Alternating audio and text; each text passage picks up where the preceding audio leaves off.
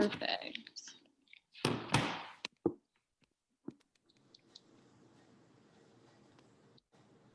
Awesome. So I'll just give our Rising Coaches plug really quick. That's kind of who we're affiliated. They're the people that gave us the life that we have, women in sports.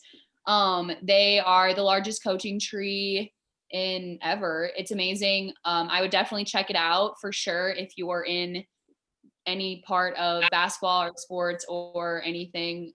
It's been awesome. It's just a community built off of genuine relationships, and it's way more than X's and O's, but lots of X's and O's by really smart, great people that have been successful and done it before all of us. So definitely make sure to check out Rising Coaches.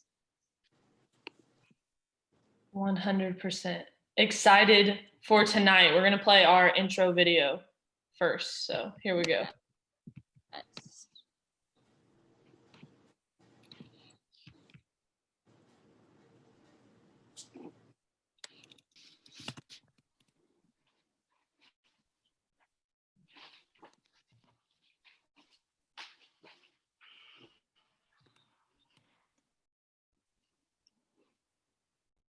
Sorry, technical difficulties as usual. You're good, Ashton. I can do it. I'm ready. Go ahead.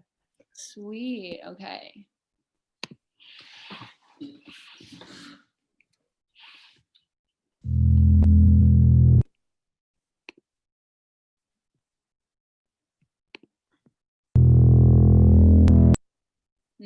Well.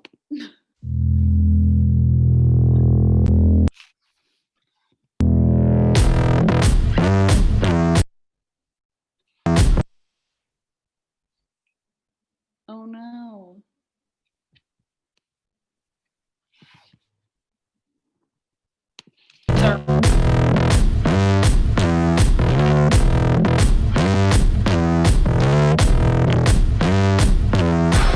Eyes wide open, darkness closing. Just stay focused, I'm not folding. I'll upset you, cause I'm just too dangerous. I'm dangerous. Let's be honest, this ain't no contest. Take those comments and form my concept. From the get-go, I just get so dangerous, so dangerous. Yeah, two equal sides, no equal ties. Yo, I came to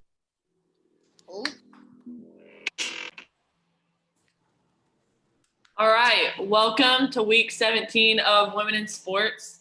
Super excited. Sorry for the video troubles, but we are really excited for tonight. Erin, you can go ahead and introduce our guests.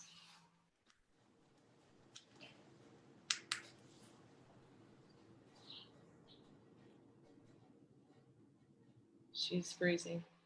You're muted. Wow. Okay. Week 17. Let's go. We've done this before, I swear. So our first guest is Jessica Kern. She's a former head coach, and she currently just left and is now the CEO of the Jessica Kern Foundation. Super excited to have her here.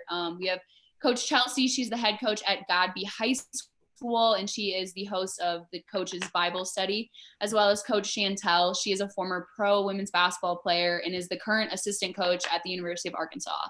We are just so glad to have you guys here. Thanks for joining us. Thank you for having us. All right, we love to kick it off by all of you just answering, how do you start your day off? You guys are elite performers in the profession and life, servant leaders. How do you start off your morning? Well, I'll go. Does the old head go first, or can I? Oh, wow. Hey, let's do it. Go ahead. First and foremost, I don't let my feet touch the ground without reading a form of scripture and thanking God for that day. I don't know about anybody else's household, but mine gets pretty crazy before things get going. So I love to read word and scripture. There's some people on here as I scrolled through, Chelsea, that have been a part of servant leadership Bible study. And sometimes that prayer is simply, Lord, increase you and decrease me. And then from there, it is to the coffee pot. And from the coffee pot, I am very adamant about a form of meditation, finding your silence and your sweet spot. And that's not always easy. And then from there, y'all, 3 to 5 things probably go wrong. But that's usually the start of my day. I know for me, much like Jess said, you know, I do not move until I thank God for giving me breath to go another day. And that just goes without saying. And most thinks that that's automatic, but our days can be so busy, but it does not matter. Even if I'm rushing or the alarm, I hit snooze too many times, I'm still going to thank him for giving me another opportunity to walk this earth. And then I'm going to do a devotion and pump up my playlist, but it's in my ear so I don't wake people up in this house. And then, you know, riding to work, I make sure I have my Dunkin' Donuts. The COVID-19 pandemic has really allowed me to use my Keurig a little bit more, but I'm gonna stop by Dunkin' and get it going for the day before I get moving any other time. For me, I wake up, take a shower, get ready. Before I head out, I definitely read my Bible, get to work, have to read a book, no matter what book it is. I'm always reading a couple at a time. And then, just pray, and then I start my day. I have to do those things before I start my day.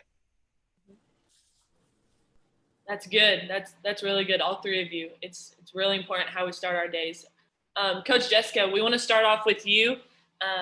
Recently, you stepped away as head coach and are now CEO of your own company. Can you just talk about that process, what it's like to walk in your purpose, and why you decided to make that choice? Man, that is a loaded question. But let me say this, I am so excited we're having this conversation. I think not just based on COVID-19, let me say that because I want to defend all the women out there who have decided to step away from coaching temporarily. Let me say that.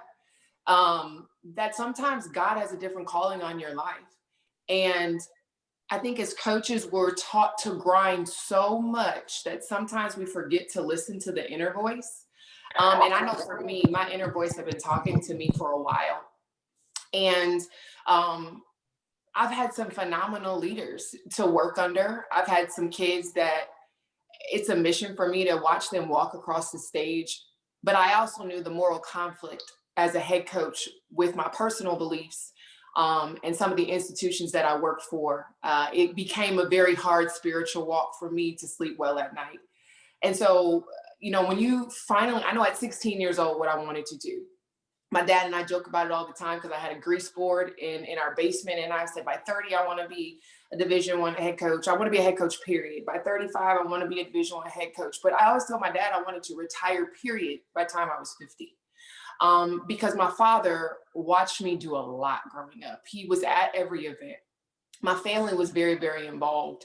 And before I knew it, I was missing those moments. And yes, we like to say that we tackle everything. We've got everything down to the 9th hour, but we finished it. But existing and surviving and living are so different. And I was never taking the moment to be grateful in the moment. I was preaching it, speaking it, but I wasn't taking those moments. And so I had an aha moment. And I had been the CEO of the Jessica Kern Foundation for a very long time, but because you had to balance and be at that crossroads between serving an institution and promoting yourself, it had to go on the back burner. But bottom line is servant leadership. I would love for anybody on this call, if you don't learn anything from me, number one, it's not about you. It never has been. Okay. We are here to serve in many different capacities. Only you know what that is. But number two, having a plan B to always be able to be in stable footing. That's very, very important. And so leadership management, motivational speaking, we hit the ground running and we come to where you are to serve not only your team, your company. I've talked to jewelry stores. Like it's just pouring life into people. And you think that it's a regular thing that people get up every day and are motivated, but that is not the case. And right now I'm dealing with several different organizations, including the Boys and Girls Club, because mental health is real, people. And kids are not eating. Kids are being stuck in homes. We're talking about players hitting the field and hitting the court. There are kids at home who can't eat and are hungry. So this is sort of kind of a part of the servant leadership that we do, but that ended up trickling over into Kern's commitment, and that is property investment. I know a lot of people think that property investment is extremely lucrative, and it is, but what we vow is to put people with phenomenal stories in these homes. A single mother who fell on hard times, someone who had been homeless, but needs to get back on their feet. And we give you a break. We give you a break on your rent, and allow you and your family and your babies to get back in good footing. And then lastly, Kern's Closet. That is simply closed donations. And that's for young people who can't always outfit themselves. Well, you call us and we'll come to you. And so that's just a part of one of the reasons why I stepped away. But when I tell you, I'm having a blast watching so many young people who are so energetic and excited and empowering women. It makes my heart smile. It really, really does. And I don't know whatever God has for me in the near future, but for right now, it's to serve. And I'm having a blast doing it. Wow. That was incredible. I literally was like, okay, don't cry. We're good. Like, keep it together. I'm telling you, just call me. Yeah.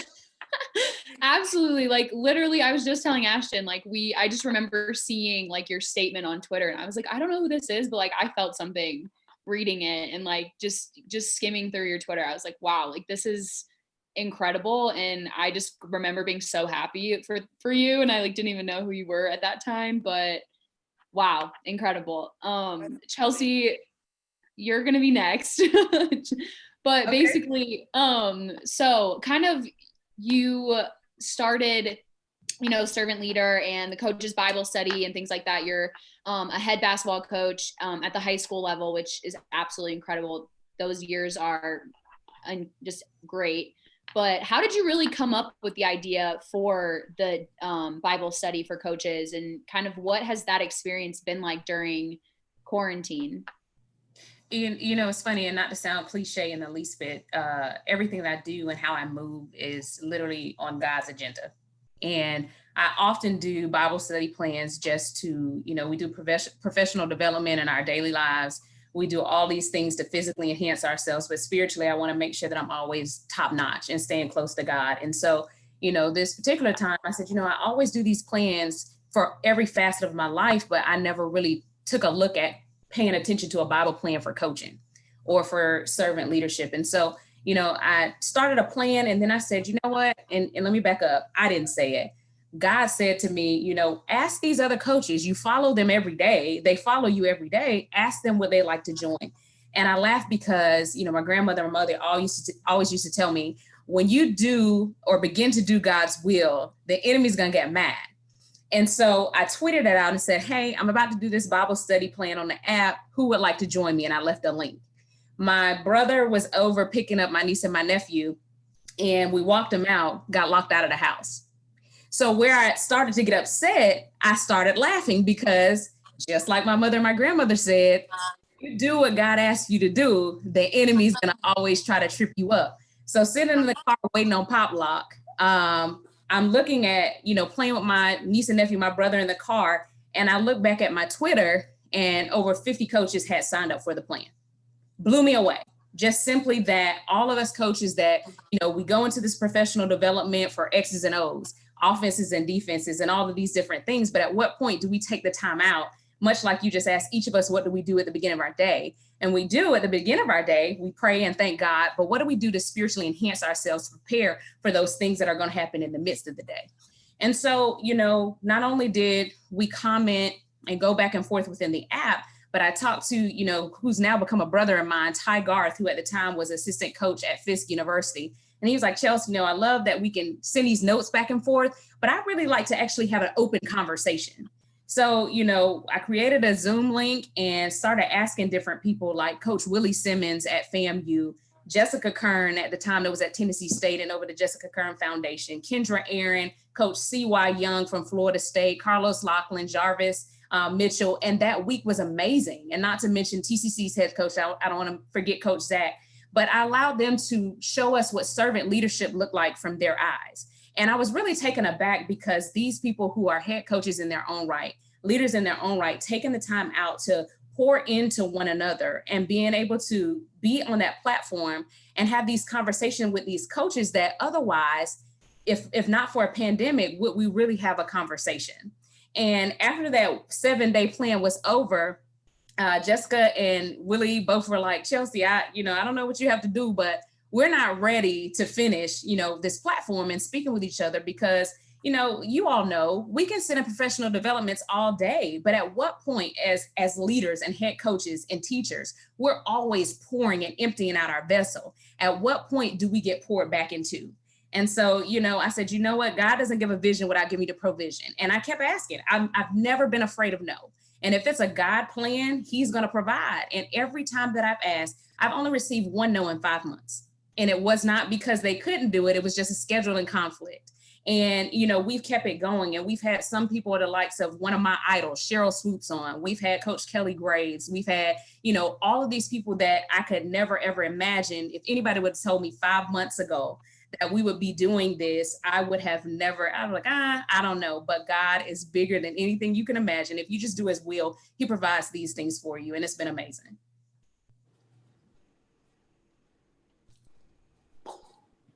That's really, really good. Really good. You're doing great work. It's incredible. I Coach, appreciate that. You're welcome. Coach Chantel, how have you been really using your voice during quarantine? I read your blog the other day, An Athlete's Way of Thinking, and it says that you want this blog to be a part of how people change the perspective of youth in our country as athletes. And can you just share how that's been really important to you, how you write those blogs, how you go about it?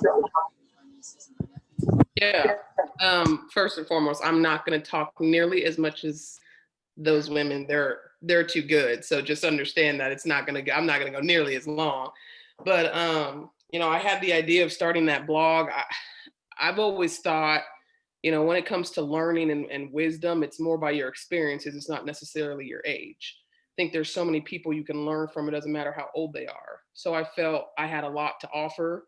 As much as I'm learning and I feel like I don't know, I felt like through my experiences, I have some sort of wisdom that I can share. So I think I felt a lot of student athletes at that time, they don't really use they don't use their voice as well. So I figured, now being a coach, I just got out of it, I can kind of speak up for them. So that's kind of how that started.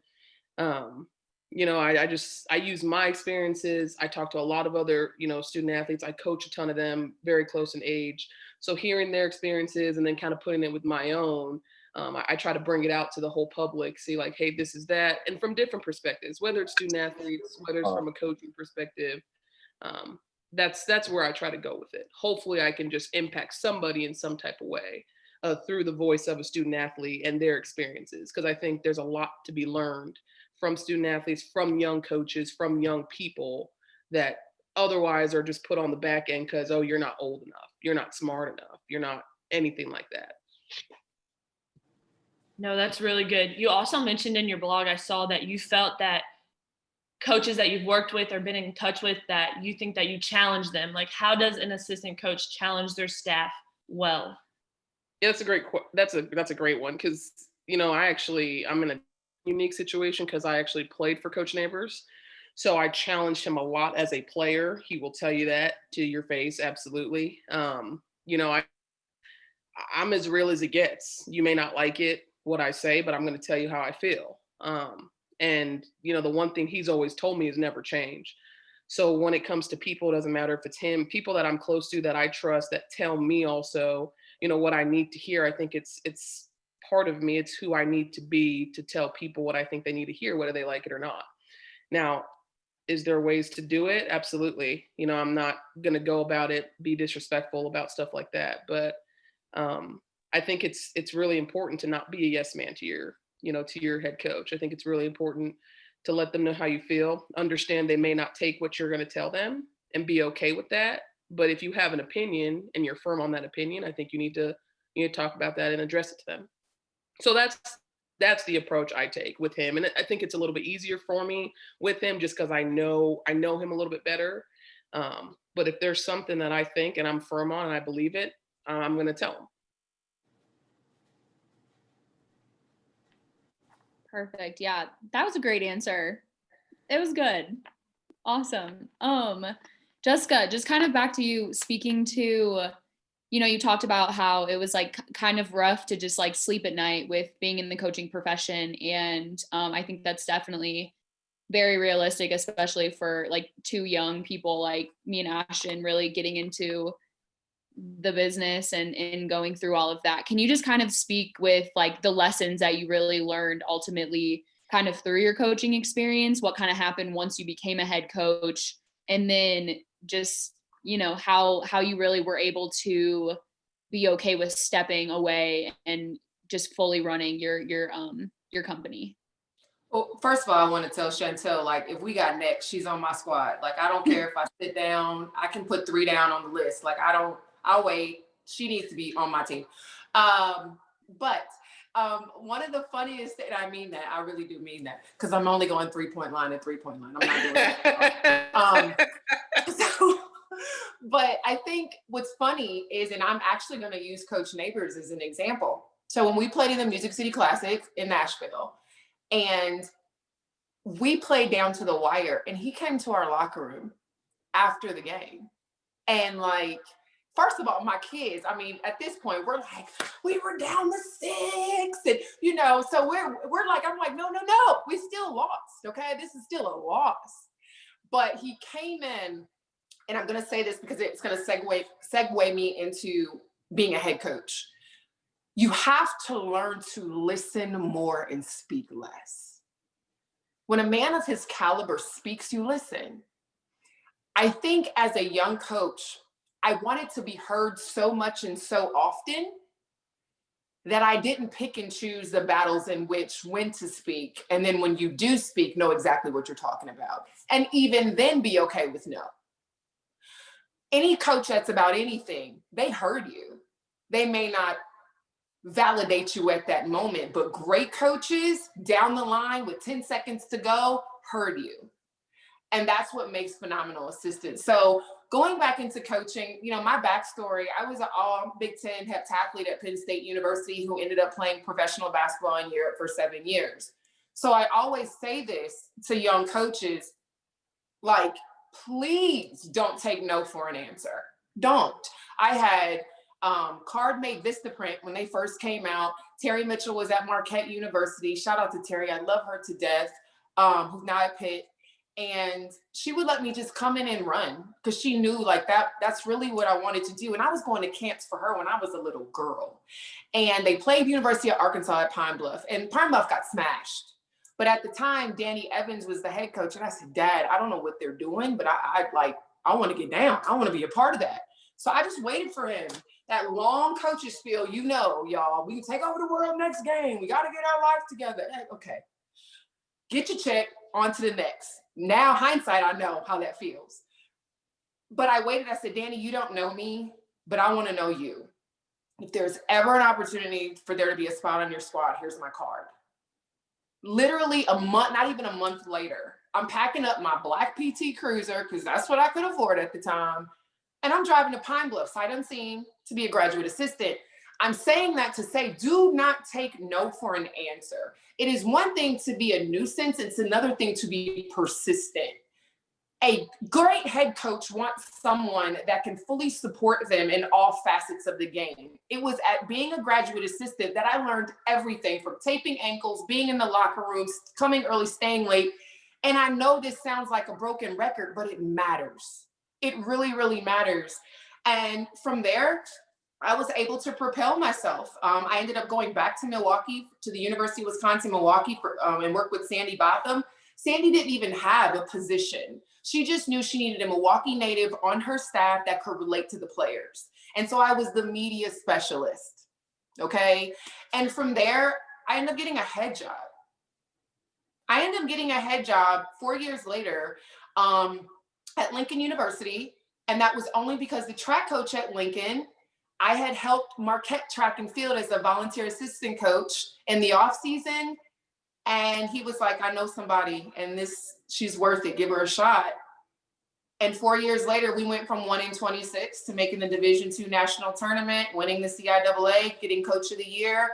And then boom, another opportunity. Here comes Furman University. My AD from Lincoln then leaves. Jackie Carson was amazing to me. I go to Mississippi Valley in itty bitty Mississippi. And we're top 10 turnaround programs in the country. I didn't anticipate doing all of that. And I'm saying that to say, Coaches on the line, hear me out. I was the only standing Division I head coach who got a better, quote unquote, better job with a losing record everywhere I went. Hear me out. I claim it. I accept it.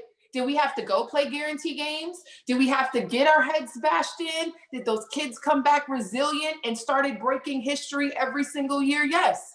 My point is, don't accept no. You don't allow people to create your narrative. You create your narrative. There is no cookie cutter way to get into this business. Like I told you guys, if God willing, I would love to get back into the business. But at this point, I'm a little seasoned enough to know what I'll accept and what I won't accept. So I just say this to say, I've been so blessed in coaching. I have had some pitfalls. Let me say that to everybody on here. I've had some moments I'm not proud of, but then I've had moments that have changed my life for the rest of my life. And to me, that is what athletics does, and why I'm so excited to be on this call, because my God, there are so many young coaches out there whose energy is so infectious, and our women need it. The sport needs it. We really need that fresh juice to get young women to understand, like, this is going to be the S on your chest for the rest of your life, and it takes good people to do it.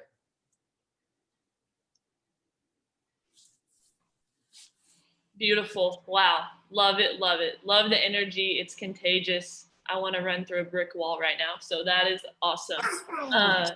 Coach Chelsea, kind of talking about what Coach Jessica said, not taking no for an answer. You are a brain aneurysm survivor, and you didn't let that stop you. You're still walking in your purpose. So can you just talk about that and how that is so powerful for your testimony and your story and in coaching as well? Absolutely. I'll start with what I always tell people, and it keeps me grounded because it was the same prayer that I prayed in that bed. And I said, God, if you heal me right now, and I trust that you can do that. And actually, one of the individuals who actually walked in the room first before my family could get there is on the line. And I said, if you heal me, I promise you, I will be your mouthpiece. And so, I look just like my mother. And I tell people all the time that, it's almost like I got, her health issues too. I had never to any point had migraines or headaches or anything for that matter. And I played basketball at Livingstone College in Salisbury, North Carolina. Blue Bear Pride, shout out. And I was 8 hours away from home, from Tallahassee, Florida, and playing in a basketball game in the CIAA. Once you get in conference play, you play 3 times a week. And by Saturday, you're gassed. That's not uncommon. So I just felt I'm gassed, I'm tired. It was nothing to play 38 minutes if I was in trouble. And from there, I just remember inbounding the ball, and that's it. The next thing I remember, I woke up in the hospital room. And so it took weeks, and actually I think a couple of months, where I just started having migraines every single day. Most people are like, every single day? Yes, every single day. Going from a healthy, athletic individual who works out every day, playing, like I said, 3 games a week, and now stricken to the bed with migraines that wouldn't allow me to even see with the light on. And so finally, there was a surgeon in North Carolina, thank you, God, for, this young lady. And she said, there's no way that, at the time, a 20-year-old who was otherwise healthy should be having these problems over and over again.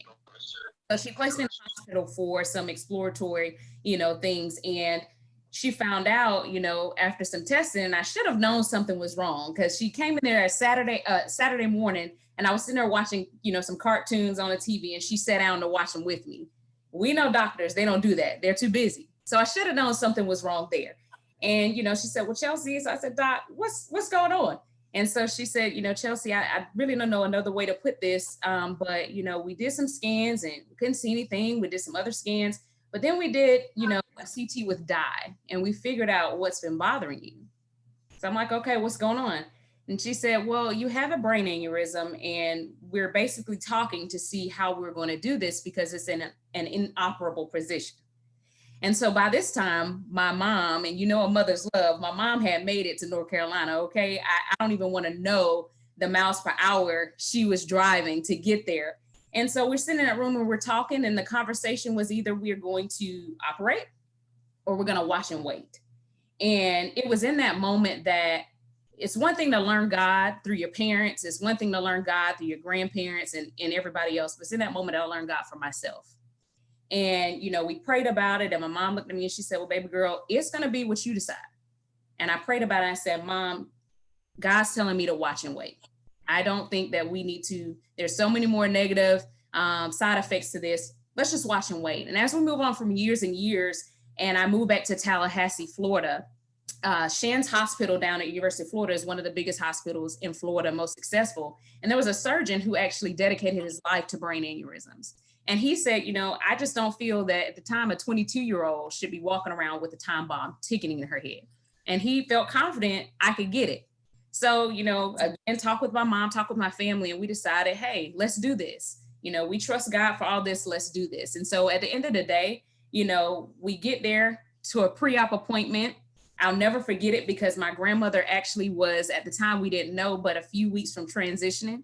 And she looked at me and she said, baby girl, go to your appointment. I'll be okay. And you're going to be okay too. And we get to that appointment and I see a surgeon. He comes in, he's like, hey, Ms. Johnson, he's putting up all my scans. And then I see him make a face. And he, give me a second. He walks out. He comes in with a second surgeon. He looks, he makes a face.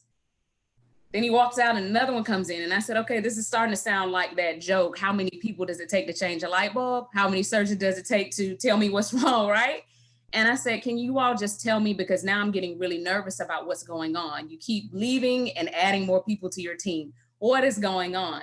And he looked and he scratched his head and he said, Ms. Johnson, I don't know another way to put this, but I'm looking at the scans from back in 2008 on the onset. I'm looking at the scans that we had you do throughout this whole process. And I'm looking at the scans that you took before they sent you down here. And I don't know a better explanation or what's going on here, but I don't see anything. And it was in that moment that I could have tore up. And I don't know if you've ever been to a Baptist church, but I could have ran all through that place, because in that moment, I told him, you can stop seeking. God heard my prayer and he answered me. By his stripes, we are already healed. That was the promise that he already made me in 2008. He just went ahead and made that his presence known on that day. And so every single day, no matter what I do, that same prayer that I prayed that day is, if you heal me, I'll be your mouthpiece. I'll be the servant leader that you asked me to be. I'll tell the story to whoever wants to listen. And even if you don't, I'm going to tell you. And every day, even today, we're trying to advocate for brain aneurysm to become a national holiday, September Brain Aneurysm Awareness Month. Whatever I can do, I'll wear it proudly, because by his stripes, I was already healed. But in the words of my grandmother, you're going to be okay too. On that day, I was okay too. Wow. Yeah, you guys are absolutely incredible. This is great. Thank you so much for sharing that. Chantel, so your dream was to play pro ball. Obviously, Jessica kind of alluded to, she's got you on her team for sure. We had to play 3-on-3, but so you got the chance to play pro ball. You played for the Lynx, and then you were hit with injuries. How did you handle, getting cut by the Minnesota Lynx and in preseason and all of that, and then end up at Drake coaching? We kind of read, we went through your blogs and stuff and creeped a little bit. I read that you've spent time praying with your family and Coach Neighbors on that decision. Could you speak on the decision making and how you really handled all that adversity? Yeah. So first and foremost, I want to be very clear that playing professionally was not like my dream. Okay. Like I was, fortunate enough, blessed enough to have the talent, but my senior year in college was one of the hardest years of my entire life. It looked great, had a great season, All-American, whatever. But the amount of things that I went through, it was so tough. But by the time it was the end of the year, I'm like, I don't want to play. Every single day I was contemplating if I wanted to play. So, when I got the opportunity, I'm like, you know what, I'm going to do it. Because I really didn't know if I even wanted to go to training camp. I just was so burnt out, exhausted. I'm just like, I don't want to play anymore. But, I was like, this is an opportunity a lot of people don't get. Like, I need to be more grateful for this. I want to, I don't know what's going to happen either. So I get up there, I'm doing great. Like, I'm honestly like, I'm going to make the team.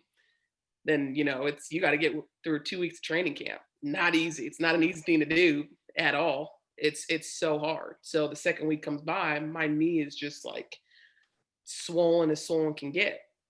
And I'm just like, I can't go anymore. So, I get cut. It wasn't, I think it was more, I made it feel like it was so embarrassing So that's why I think for me, I was like, oh my gosh, I'm getting cut. Everyone's going to see it. It's all over social media. People are going to be like, how did she get cut? Blah, blah, blah, blah.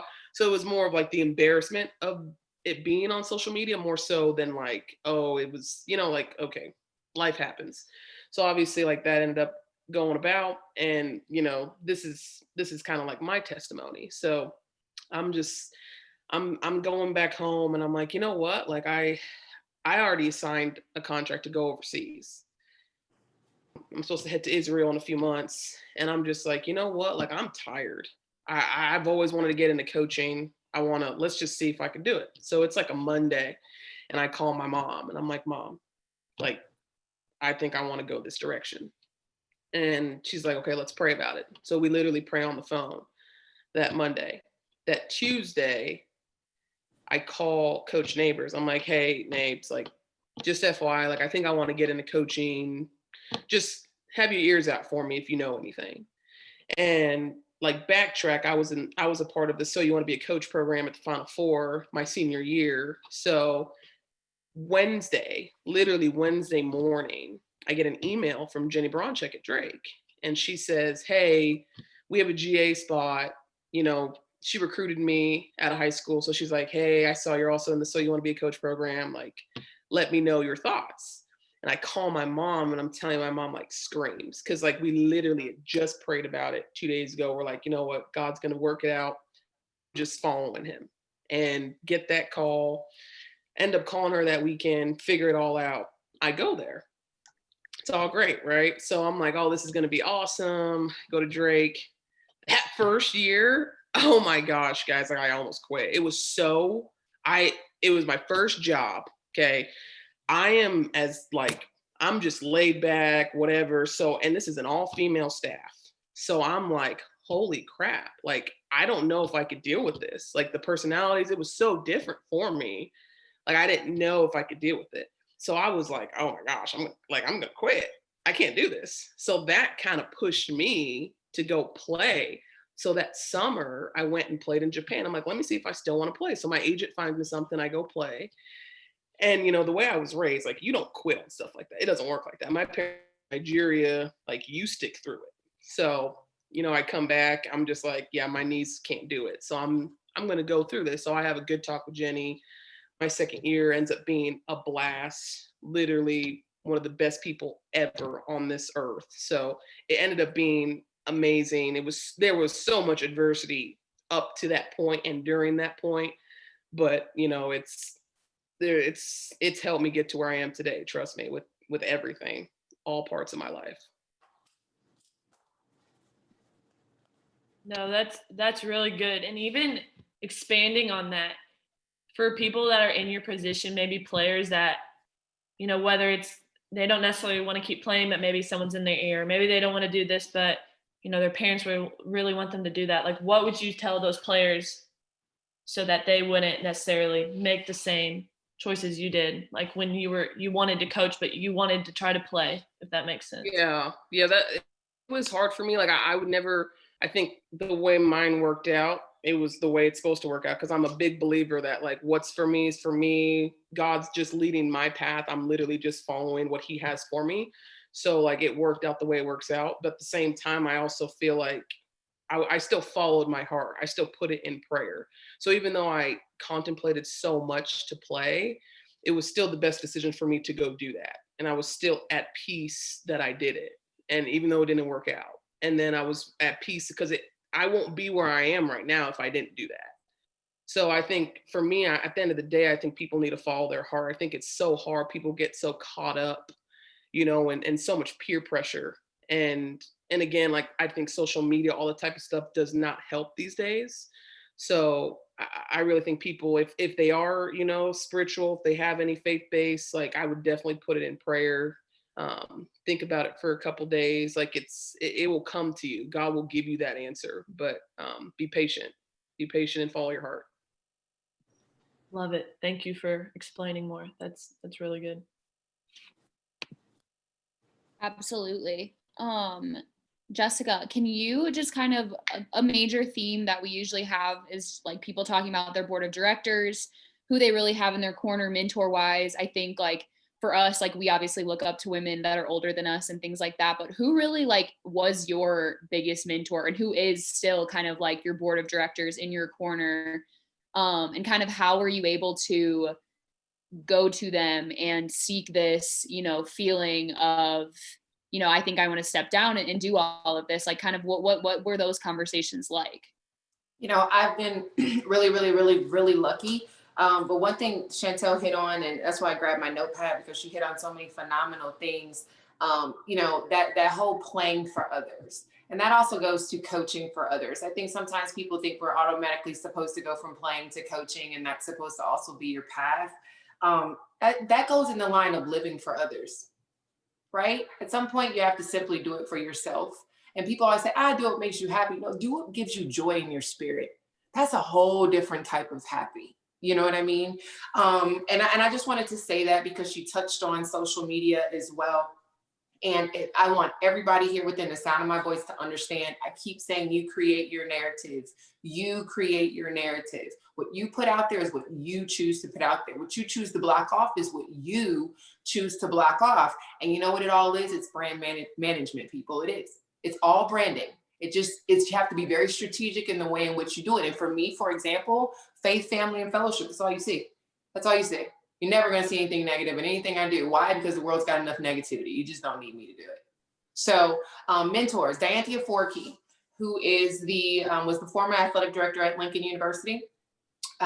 She is, God, I have so many female coaches in the business, but I'm not going to embarrass them. But she's the AD at Mississippi Valley State. She is a CIAA legend. And she is grandma to BJ, my son. He's 8 years old. But Chantel, he does need a mentor. He's 8 years old. He wears a grown men's size medium. He's 122 pounds and wears men's size 8. So, and doesn't like to be under the rim. So, and so she's one of my mentors. She's one of my mentors because honestly, and this is going to sound like it cuts, but just hear me out. I got pregnant as a single mom at 30. And I was extremely happy. That was a plan for me. It wasn't like this was, oh my God, I'm pregnant. Like, no, I just wanted to get through my 20s and it's time to be grown. And we had a great situation. I will never forget sitting in that office and she's saying, you could have possibly committed career suicide. But I tell you the breakdown of life. And coming from another woman, it was like, oh, you don't support me. It's not where she was coming from. She said, I need to hit you as hard as this business is going to hit you, and you're going to have to be better. You're going to have to be better. You're going to have your baby on the sideline. You're going to know how to handle travel, late nights, perception, be one ahead of the game. And she was right. She was right. She was extremely right about it. And did it hurt at the time? But has it given me that tough skin that I needed ever since to be able to just take it? 100%. So Dianthia Forkey, Jackie Carpenter, commissioner of the CIAA, absolutely phenomenal woman, from faith to board of directors, NCAA committees. She's going to tell you how it is. She's also going to show you how to be the first. If you want to be one of those first women to do this, first Black woman to do this, she's going to show you. And I've had some really tough conversations with her, but again, somebody I pray with and I really believe in. And I'm also going to say Christine Kelly. She is the associate athletic director at Dartmouth. And she's somebody that I really look up to because, again, took a different route, compliance, that route, the route that all the coaches love to hate compliance officers, but run to a compliance officer's office when they need something in the ninth hour, or the essence of a rule, or how can I finagle a rule, or is this really what this means? I don't think that's what I read. She's that person. And, but she's always going to do what's in the best interest of a student athlete. So she showed me and taught me how to always put your student athlete first, but protect yourself as a coach. I think that's so important that you have to learn. And so those were 3 women, and they happen to be 3 women of color that have mentored me. I've had some other very phenomenal women along the way that have been fantastic. And I've had some men along the way that have been really fantastic, because I got to say this, like I work for Teresa Phillips. She's the freaking GOAT. Like, she just is, you know. Candace at Vanderbilt, a phone call away, because women really do want to help you, y'all. Closed mouths don't get fed. You have to just ask. Now, you may not get the answer you want, but you have to ask. So I've had some really good leadership, and I have people in my corner that had enough balls to tell me when you're right, when you're wrong, and when it might be that time. And so, yeah, those are 3 people that have helped me tremendously. And if you don't have a mentor, because I have done some calls and people are like, hey, can you mentor me? Let me put this out here. A mentor's job is not to pick up the phone every time that you call. A mentor's job is for you guys to set your non-negotiables, and this is how I can assist you to being the better version of yourself. It's not just to be a friend. It's to get you to being the better version of yourself. And if someone is interested in that, I'm in it to win it. I'll help you through it.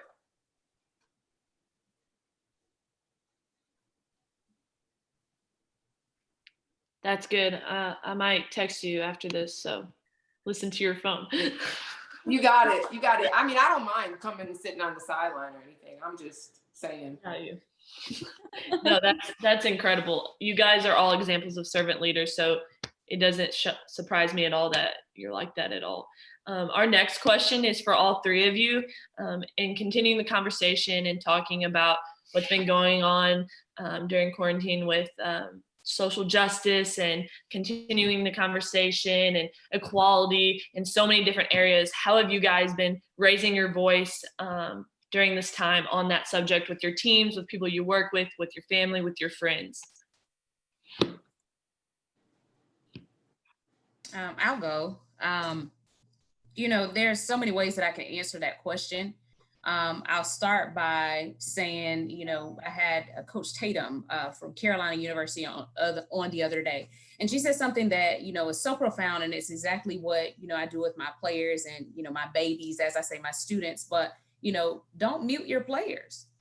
Don't mute your players. So many times we feel that when we place a label on ourselves, student athlete, head coach, that we can't speak our own truth. But I feel that as the songs have said before, the revolution will not be televised. Oh, it's being televised now. And it's on social media and it's out there. And you have no choice other than within this pandemic to pay attention to it, right? And so for me, it's, I'm appreciative of my title as educator, as coach. But before anything of that, I'm a Black woman and I'm a child of God. All right. And let's switch those things. I'm a child of God who made me a Black woman. And so that being said, to be mute is not a part of servant leadership. And so one of the things that, I've tried to do is within the servant leader platform, actually Jessica Kern has, been huge with that part too. We had a servant leader speak out, and we had various coaches, ministers, educators, leaders, sports journalists on the call to all give our view, the pictures of all skin hues, all races, all religions, to sit and talk about. At the end of the day, it sounds very simple, but if we say we serve God and God tells us to love our neighbor, it didn't say but after that. Love your neighbor, but, or just in case, if they're Black, if they choose to love this person, God said love your neighbor. So we sounded our voice out there on the servant leader platform, making sure that every tweet, making sure that every conversation, because that's what it boils down to, the conversation. And Derek Jones at Texas Tech, he said it best, and a lot of coaches too, but he said it best. He says servant leaders have to be okay with having a hard conversation, because sometimes ignorance is the reason why people choose to believe what they believe. And it's our job to change the narrative. And it's not about matching hate for hate. I'm matching hate with love. And when it comes down to my young ladies, I give them an opportunity to talk about it, because you have to think about it. They're young. They're trying to figure it out. On my team, we have Black, white, Hispanic. We have people that come from different backgrounds, and they love each other. We have get-togethers, cookouts, like Ashton, you were having a team dinner and it just pierced my side because I miss having those team dinners with my babies. And people say all the time, well, I don't see color. Yes, you do. You do. It's there. But the fact of the matter is, when you see color, what do you see? What do you feel? How do you react? And my babies do it best by action. We love. That's my sister, they say. And so when they see everything that's going on in the world and they're trying to understand, how can my white players, my Hispanic players that call me mom, I'm mom. It doesn't matter about checking off what my race is. I'm mom because I choose to love you like you're my own and you love me like I'm your parent. how can we teach them and calm their mental health when they see all this hatred going on? And every day I teach them about love. Every day when they sit in church, we talk about loving our neighbor. And so one of the biggest things is just pushing the agenda, having the conversations, because one of the things I found out about everyone on both sides, sometimes it's just a hard conversation. But for those that choose to listen, speak on it, talk on it, and exhibit what God says. And I know that sounds cliche, but much like Jessica just said, there's so much hate in the world. So why don't we choose to build it up? And so those are just some of the things that we continue to do on the platform. Having people on, I actually had Cappy Poindexter on a couple of weeks ago, and she actually talked about converting from Christianity to Islam. And I thought it was so profound to still have that conversation, because all it boiled down to at the end of the day, her last line was, there's one God and I serve God. I just choose to reach my religion outward to understand different religions. But at the end of the day, there's one God and I still love you as my sister. But there's so many people that would have looked at that and said, you don't serve God? No, I'm not having that conversation. So I believe that when we enhance our knowledge, we can get in a better spot. But at the end of the day, and I know it sounds simplistic, but I'll say it over and over again. God said, love your neighbor. And if you're a servant leader, if you're a child of God, there is no but. Black lives matter, white lives matter, Black lives matters. There's no but, plain and simple. And I will speak that no matter what the title is to my lane before it and behind it. We just had church. I want y'all to know that. I'm over here in my seat. I'm rocking like,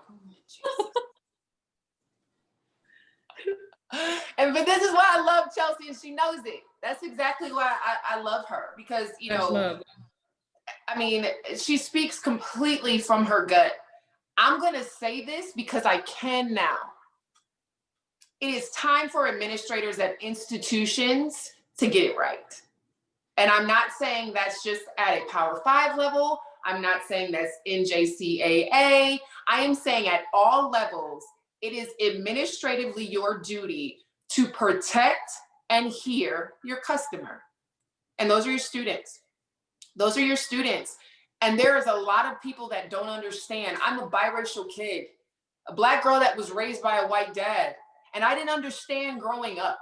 I did not understand growing up why he was standing on front lines. When the NAACP would come to the city, when he crossed the picket lines, I didn't get it. I've seen my dad spit on, but all he wanted was for me to be an equal.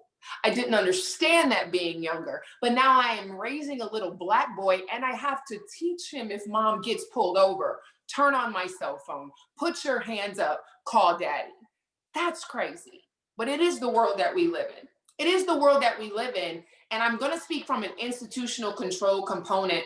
If you are not at an institution of higher learning, whether it be high school, middle school, wherever you are, and you don't have a diverse administration, if you do not have a diverse staff that can relate not only to players, and there's not entities other than an EEOC office, that there's a minority council, other than SAC, that there's somewhere for students to go to address the feelings they're having, then you got to get it right.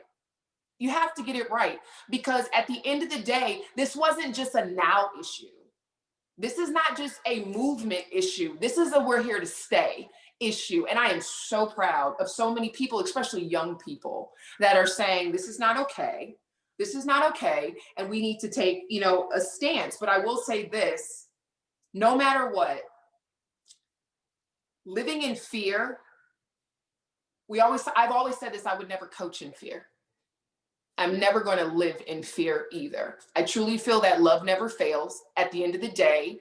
As you can see, my boy Ali, Coach Ty, as she mentioned, anything that I've received from, especially, and I'm going to say this, Black-owned businesses that are promoting, unifying, and getting it right, I can be a part of a silent movement as well. And my dad always told me, you can walk very silent with a really big stick. So what have I been doing?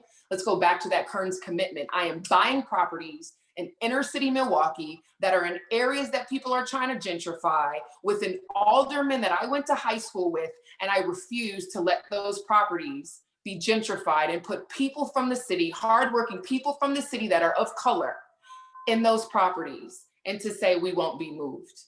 That's a relationship-based thing. But at the end of the day, our kids, not just based on COVID, this movement, our kids, our players are going to remember this and be changed for the rest of their lives. We are obligated to give them a platform that they can speak freely and speak their minds. And understand, grown people, you're not going to like what you hear from some young people. You're not, because you don't know how they were raised. But it's our opportunity and our job to help differentiate the difference between right and wrong. And hate is never the right way.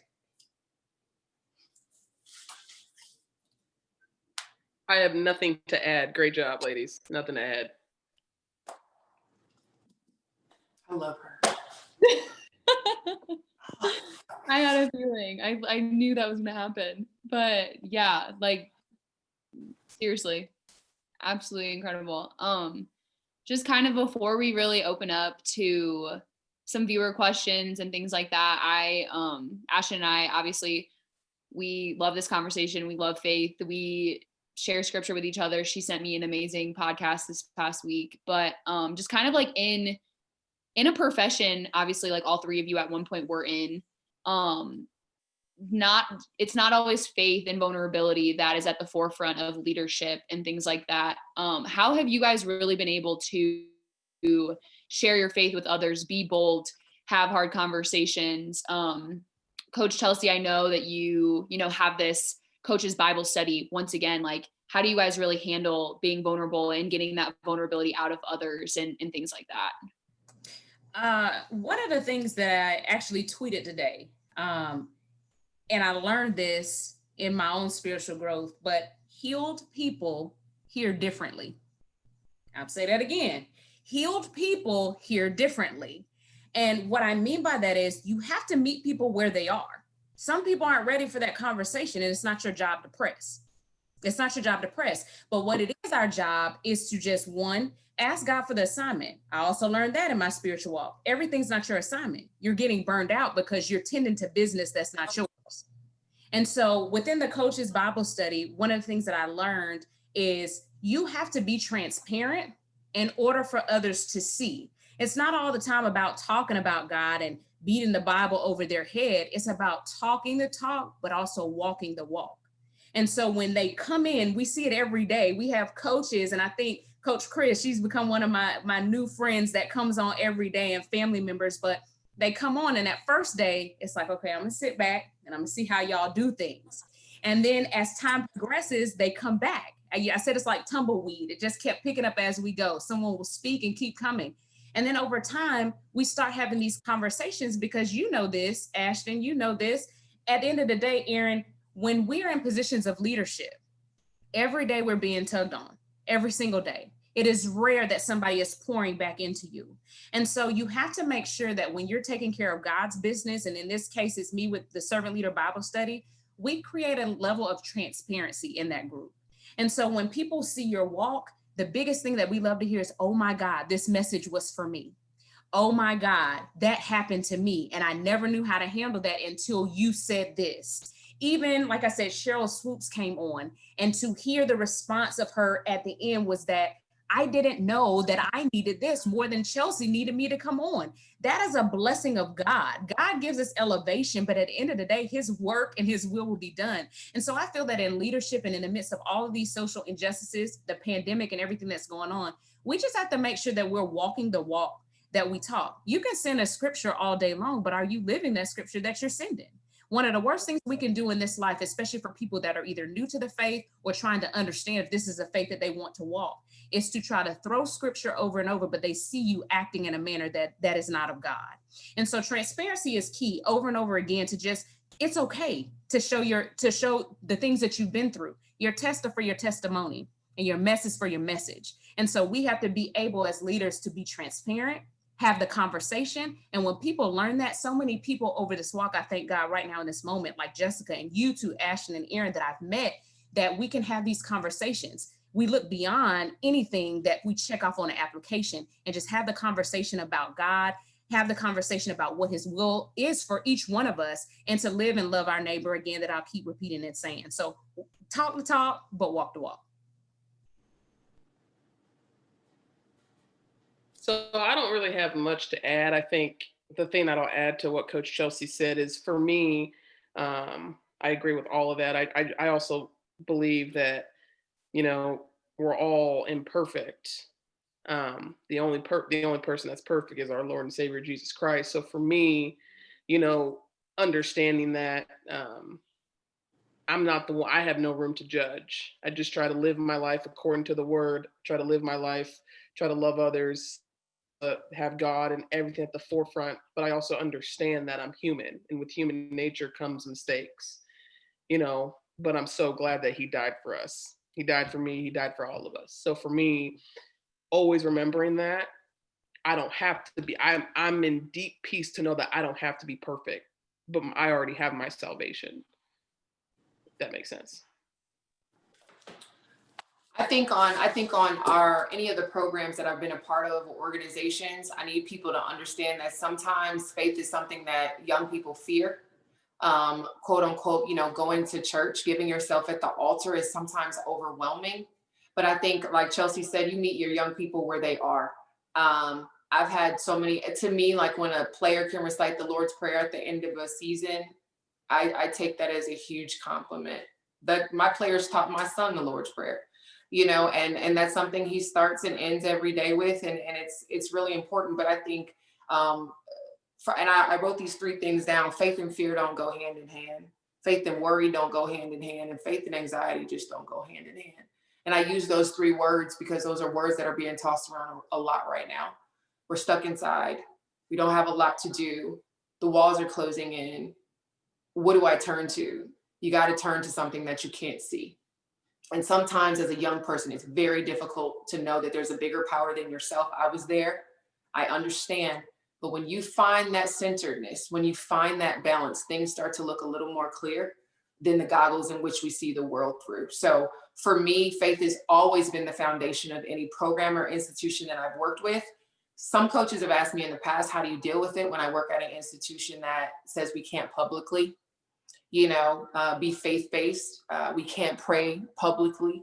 You know what? Your walk with your God is your walk with your God, and nobody can control what's inside of you and what's in your head.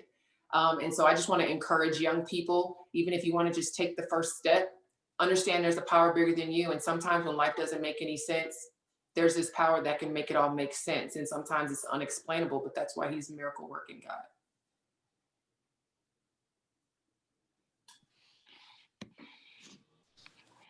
So good. Loved everything all 3 of you said, especially Chantel. Like, we are imperfect. It's not about us, but we have a Savior who is perfect. And that's something to be very, very thankful for. As we open up for viewer questions, Coach, I don't want to say it wrong, Lecrae, you can go ahead and unmute yourself. Thanks. I had a question for Coach Johnson, and it's really a question for any coach, actually. But I just know that as the pandemic has ensued, you've had, I'm sure, some of your players, some of your students that have had to deal with the same problems that everyone else has in terms of isolation. In some cases, parents maybe being unemployed, health concerns. And I'm wondering, Coach Johnson, what you've done in this time to help your students or players through challenges that they may be facing, and sort of how you've been able to keep them uplifted while keeping yourself even uplifted through things you may be going through as well. I think that's a great question, and thank you for the question. I think more than anything in servant leadership, and even in our positions, we have to make sure that we're okay first. It's almost like that airplane rule that the pilot gives you: secure your mask before you help someone else. And that pun was not intended for the mask, but you get my drift. And so at the end of the day, we have to make sure that we're staying healthy and we're staying safe so that I can serve my players. But the biggest thing for, you know, my players and my students is this has been very hard times for everybody. But in a position where I teach at Gabi, which is a Title I institution, and if you're not familiar with Title I institutions, we serve low-income families. And so in these times where you're telling students that they have to learn digitally, you're telling students that sometimes when they're on campus and that's the only meals that they're going to receive in the day, that we no longer have that. And so one of the things that myself and my village members, it's not just me, I have a very good support system. We're making sure that our young ladies have laptops and making sure that if they don't have internet, we're getting them in touch with Comcast to be able to get what they need. Thankfully, the county that I live in, they started doing Wi-Fi buses where they place buses in our low income areas and the kids could just drive up and utilize, the internet there. But making sure if they need meals, no, we can't do team meals like Ashton was just doing with hers, but we make sure that when Coach Johnson cooks, we make sure that when my coaching staff cooks, if you want to come by and get a plate, get a plate. My girls laugh at me all the time because I talk to them about nutrition. And they know, anybody that knows me knows I love noodles. And so I tell them, even if you need to come by and get a thing of noodles, Instacart works. We make sure that even in this troubling times that our young ladies know that they're loved, followed by the weekly calls. Even if it's like, hey guys, just check in so I can see your face, because mental health is important. So making sure that they logged in with a therapist to make sure their mental health was good, and not just them, us too, because it's a lot for us as adults. But imagine teenage kids trying to understand, I'm stuck in the house. As you said, mom and dad may have lost their jobs. My breakfast and lunch is gone because that's usually what I get at school. And now I don't get that anymore. I have a young lady who is so amazing. She's been having to work within this whole pandemic and she logs on every day. And she texted me one day and she said, Coach, I just want to thank you so much because I felt the biggest thing is that we weren't going to be able to see you and see each other. But these weekly calls totally help. So just trying to, in the midst of an unprecedented time, keep things as normal as we possibly can for them and let them know that we're here for them. And that we're in there, again, that transparency. Coach is through it too. Coach is tired. These walls are closing in on coach too, but sitting there and going through it and being in there and let them know that you still care. Just because the season isn't in, just because we're not in brick and mortar, that we make sure that we still are here for them. So thank you for that question. Yeah, I wanted to touch base on that too. I don't know how many parents are on the line. But I know not just even collegiately, some people haven't, physically came back on campus, have just decided to go to a virtual semester. BJ is doing, schooling here at home. And at the end of the day, it's mentally taxing to a degree where you are now taking the place of teachers. Shout out to all educators, coaches, you are educators as well.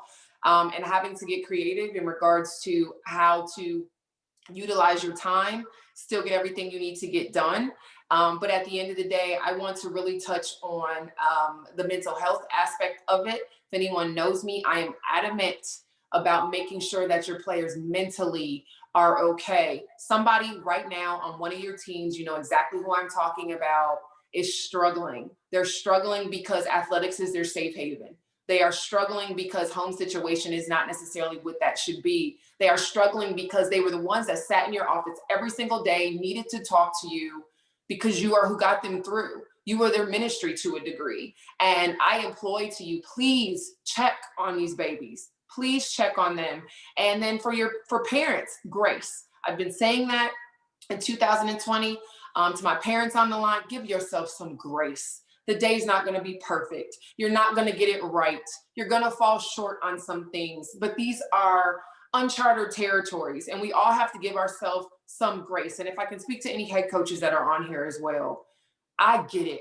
We are taught, especially in athletics, to grind it out. But please understand and know that you can work your staff into the ground. And a weary staff, mentally and physically, cannot be the soldiers that you need on the front line to assist you with your players. So in regards to the finances component, I know in a lot of states, unemployment has completely run out.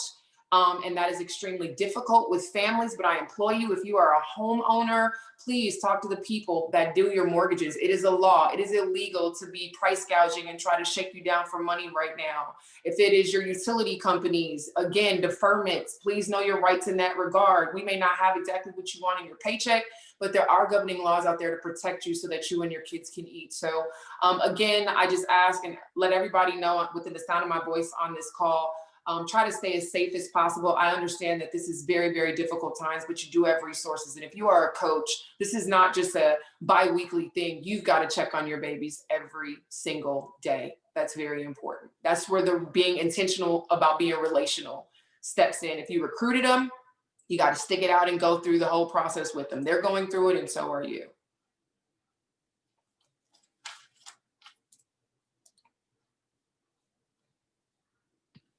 Coach TJ, you can go ahead and unmute yourself.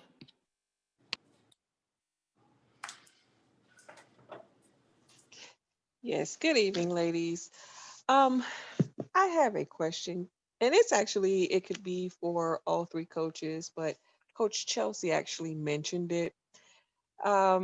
She mentioned, ask God for your assignment and, trying to avoid that burnout period that, you get if you're not in your correct assignment. So my question is, how do you understand exactly what that assignment is? And how do you avoid burnout where you currently are trying to make it to the assignment that God has planned for you? Oh, thank you, Miss TJ. I think that's a really good question, and it's something that I had to learn. And my kids, they laugh every day because I tell them, I say, do me a favor, breathe in, breathe out, and they think it's the craziest thing in the world. And I said, now, when you wake up in the morning, do you say, okay, let me remember to breathe?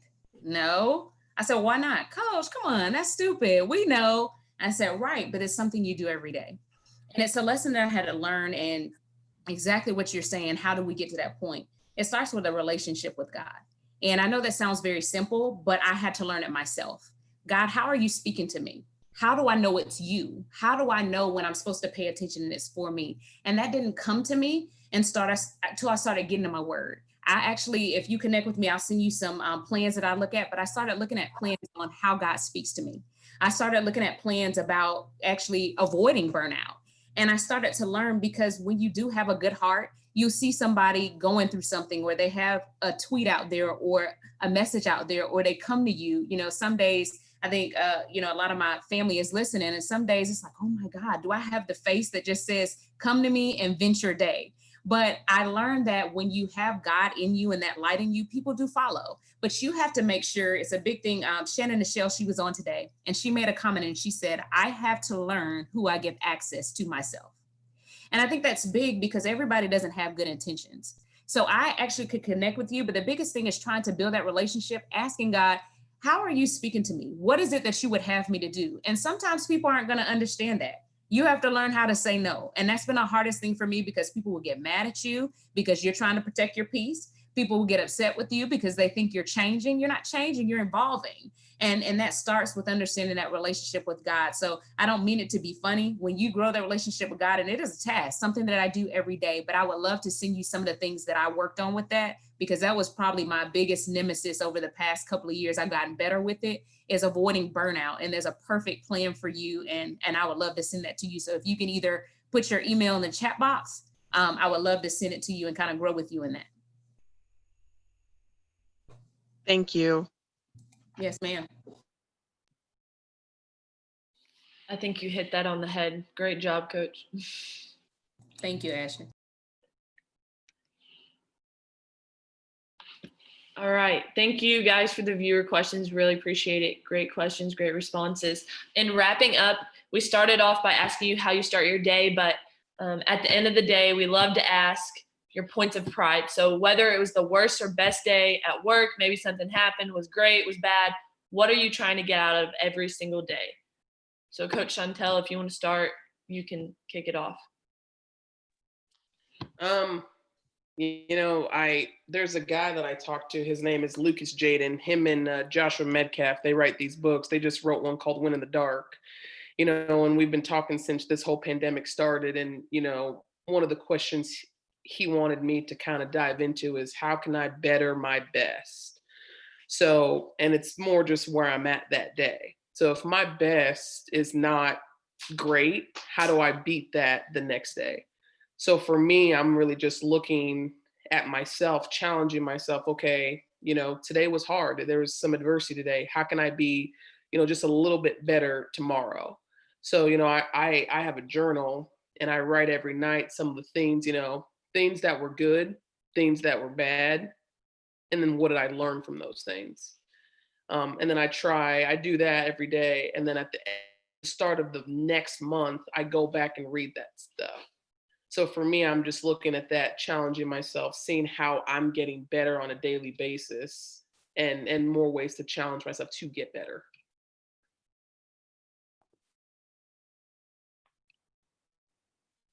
Coach Jessica, you want to kick off the next response?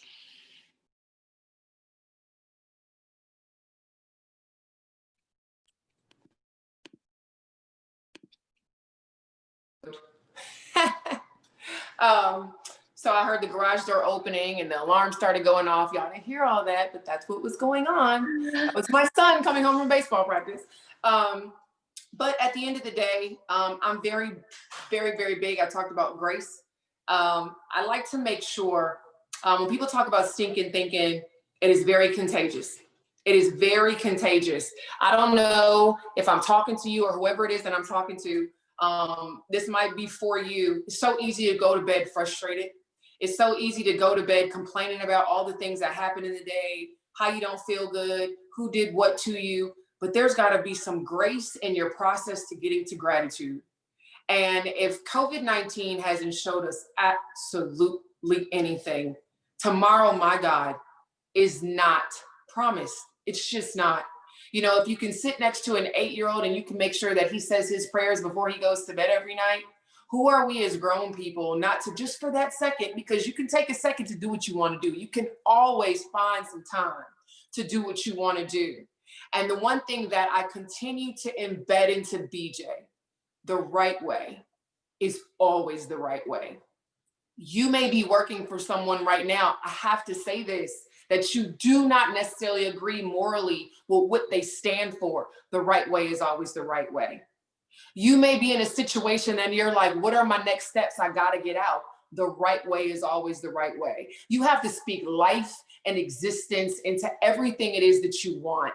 And it will, as you continue to put it out in the atmosphere, it will come to pass. It just will. And so I want to say that I don't go to bed every night, obviously, without thanking God for the day, repenting for some of the things. Because listen, if you've heard me on the sideline, honey, it's some stuff that come off that bench that you got to go in the locker room and say, that's borderline too much. But I say that to say the gratitude in the journey is so important for me. That is what left foot, right foot is for me. It is putting one foot in front of the other and baby, just keep going. And eventually you will get there. Some nights are tear-stained pillows. Some nights are just being so grateful because things went right. But when things are not right, when you are pushed, when you are at your breaking point, can you still find an ounce of gratitude and be grateful for what you have and what you've gone through? So for me, that's very, very important. I never want to get to the point in my life where I become privileged and don't understand where I've come from. And gratitude, I think, and humility is what keeps me where I am.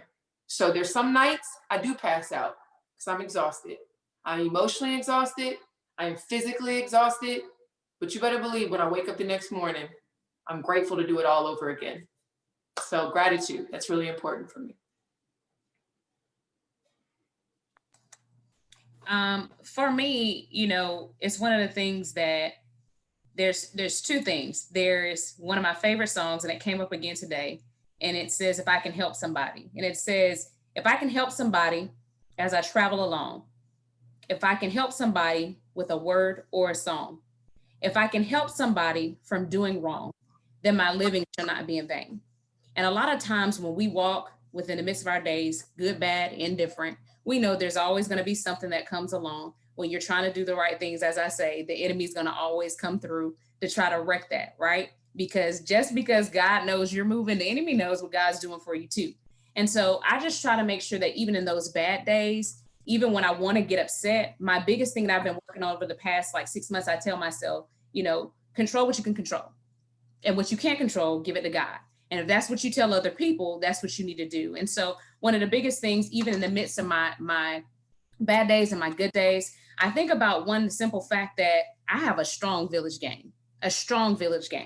And they literally started with my grandparents and my mom. They literally, blood, sweat, and tears laid the foundation for me to be where I am. So in spite of the situation, I always have family to call. My siblings, some of them are on the call. My nieces and nephews who are watching me, you know, and so no matter what happens, the biggest thing I tell people all the time, it's not about man's approval that I'm seeking. In spite of everything that I go through, Matthew 25 and 23 is how I align my life. And the good, bad, and the ugly that may go through in the midst of my day, at the end of the day, if I know the simple fact that I work for, it says his master replied, well done, thy good and faithful servant. You have been faithful over a few things. I will put you in charge of many things. And it's not accolades that I seek. It's not money. It's not valuables. It's that well done that I search for. So in the midst of the day, when I get upset, or I may think that I may not have done the right things or all of the good stuff, I start thinking about my grandparents who, you know, with high school and middle school education, still was able to put 5 kids through college, still was able to be, you know, the city, basically deacon, chairman mother. I think about my mother, who single mother raising 4 kids on her own, and still not all of us have multiple degrees. None of us ever went to jail.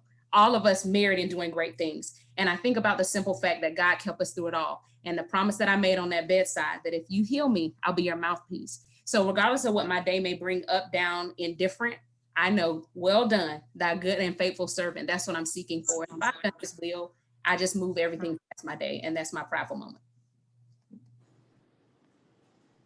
Fantastic. Yes. Yeah. Seriously, you guys are absolutely incredible.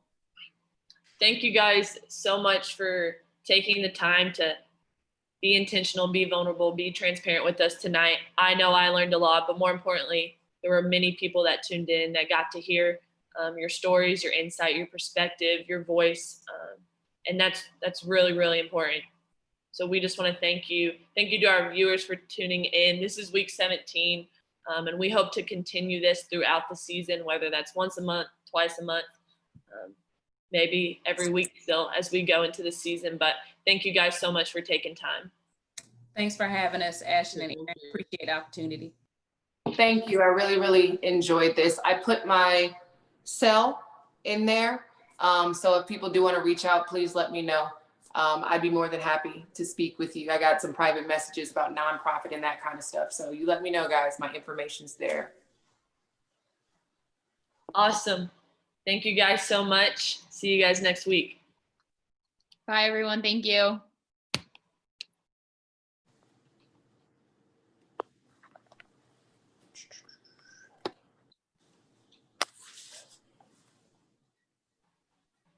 We're still live streaming.